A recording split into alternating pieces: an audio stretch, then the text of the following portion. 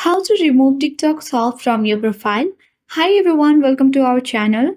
In this video, I'll show you the easy way to remove TikTok solve from your profile. Do watch the video till the end.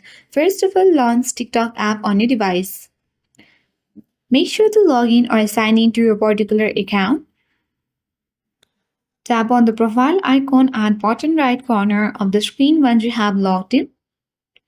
And if you have the TikTok shop on your TikTok profile, simply to remove that, tap three-line icon at top right corner of the screen and tap Settings and Privacy.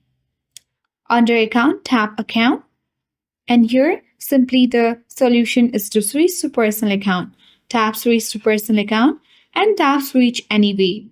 This will help us remove the TikTok shop from our TikTok profile and set to normal account. So I hope this video was helpful. If it was, then do like, share, comment, and don't forget to subscribe for more tech and tips videos.